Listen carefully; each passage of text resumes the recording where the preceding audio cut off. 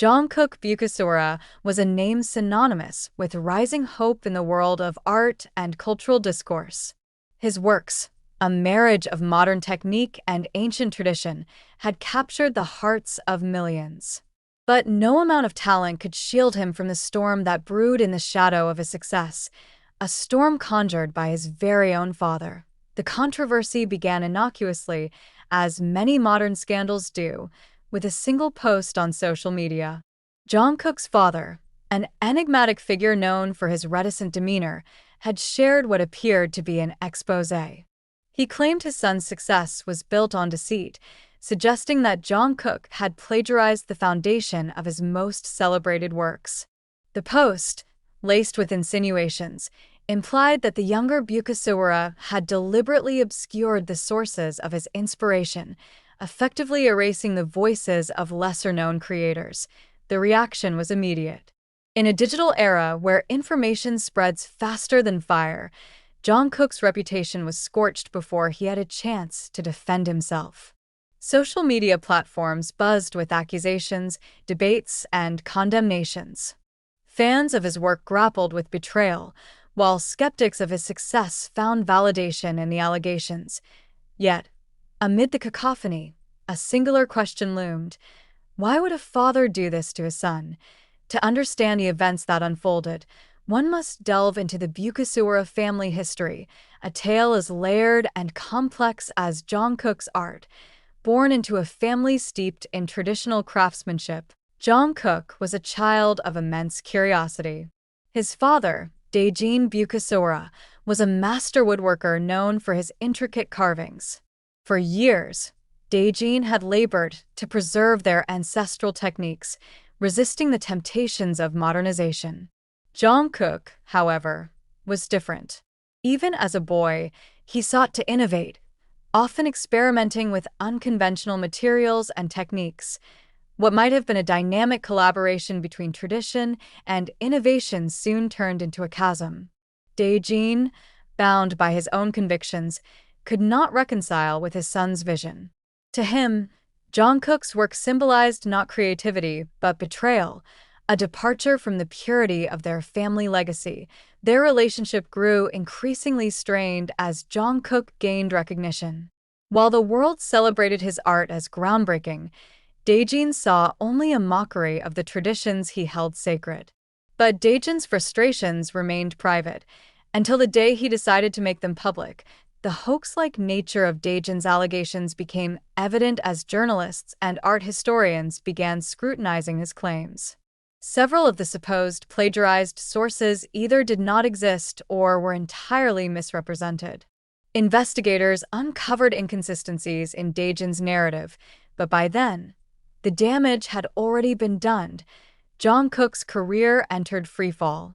Galleries began pulling his works from exhibitions, sponsors distanced themselves, and collaborations were abruptly terminated. The artist, once lauded as a prodigy, now found himself ostracized. For Jongkook, the pain went beyond professional repercussions. The betrayal cut deeply, not only because it came from his father, but because it struck at the core of his identity. He had always credited his family's traditions as the cornerstone of his creativity. To have his father weaponize that heritage against him was a wound that no public apology could heal. While the world debated the validity of Taehyung's accusations, Jongkook retreated from the public eye. He relocated to a remote village, seeking solace and clarity. For months, he immersed himself in introspection, refusing interviews and avoiding social media. His focus shifted to a single goal: to rebuild his life, not as the celebrated artist he once was, but as someone who could confront and transcend the shadows of his past and the quiet of his exile. Jongkook began working on a new series of artworks. These pieces were raw, unfiltered expressions of his anguish and resilience. Unlike his earlier works, which leaned heavily on technique and form, this series was deeply personal. It chronicled his journey through betrayal, loss, and the arduous process of healing. When he finally unveiled the collection, it was met with a mix of skepticism and admiration. Critics, who had once dismissed him as a plagiarist, were forced to confront the undeniable originality of his vision. Audiences found themselves moved not just by the art but by the story it told, a story of survival against overwhelming odds. As Jongkook reclaimed his place in the art world, Daejin remained silent. Attempts to reach him for comment were met with curt refusals. Some speculated that he regretted his actions but lacked the courage to admit it publicly. Others believed he remained resolute in his convictions, viewing Jungkook's redemption as further evidence of his son's manipulative prowess. The relationship between father and son, once tenuous, now seemed irreparably broken. Jongkook, when asked about his father in interviews, often deflected the question. "Some wounds take longer to heal," he once said, his voice heavy with emotion. The saga of Jongkook Bukasewara and his father is not merely a tale of personal betrayal. It is a reflection of the complex dynamics between tradition and modernity, family and individuality, truth and perception. It underscores the power of words in shaping narratives and the responsibility that comes with wielding them. For Jongkook, the ordeal became a crucible that tested and ultimately strengthened him. His art, once defined by its technical brilliance, now resonated with an emotional depth that could only come from lived experience. And while the scars of his father's betrayal may never fully fade, they became a testament to his resilience, a reminder that even in the face of devastation, one can find the strength to rebuild. As for Daejin, his legacy remains a cautionary tale. In his quest to preserve tradition, he nearly destroyed the very thing he sought to protect. His silence, whether born of regret or stubbornness, leaves the world with unanswered questions. But perhaps that is fitting. In the end, the truth of their story is not for the public to decide, but for a father and son to reconcile in their own time, if ever. This narrative weaves the events into a compelling story, exploring the emotional and cultural complexities of the Bukasewara family's ordeal. As the public frenzy around the scandal waned, Jongkook Bukasewara found himself navigating a life reshaped by both loss and discovery. The ordeal had stripped him of illusions, not just about the world's fickle admiration but also about the fragility of familial bonds. Yet, in the quiet aftermath, he found a strange sense of clarity. In his self-imposed exile, Jongkook discovered the healing power of solitude. He spent long hours walking through the forests near his retreat, drawing inspiration from nature's resilience. Each leaf, each rock seemed to echo a lesson.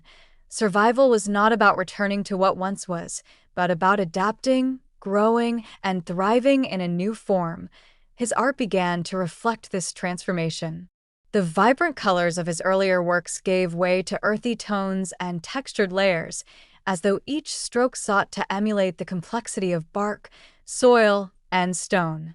The new series, which he titled Wounds of the Earth, was unveiled in a small gallery far removed from the bustling art capitals. Critics who ventured to the remote exhibition were unprepared for what they encountered. The works were not only visually stunning but profoundly moving. They bore the weight of grief, anger, and reconciliation, yet they also offered glimpses of hope. One piece, Fractured Roots, Growing Branches, depicted a massive tree with its trunk split by lightning, yet its branches stretched skyward, bearing fruit. The series marked a turning point for Jongkook. Invitations began pouring in from major galleries and museums, but he approached them with caution. The betrayal he had endured had made him wary of external validation. Instead, he prioritized spaces that valued authenticity over spectacle, choosing to collaborate with smaller institutions that shared his vision for meaningful art.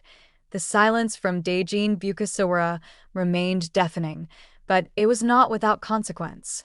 Among the family's close-knit community, the elder Bukasewara's actions were met with a mix of bewilderment and disapproval. The master woodworker, once revered, now found himself isolated. It was during one such period of solitude that Daejin reportedly began to question his motives. According to a family friend, the elder Bukasura confessed that his post had been driven not by truth, but by a deep-seated envy of his son's success. For years, he had watched Jongkook achieve what he himself had only dreamed of, a global platform for their craft. Instead of pride, he had felt resentment, a bitterness that clouded his judgment. But if Daejin harbored regret, he kept it to himself. He refused to issue a public apology, perhaps out of fear that it would be seen as insincere.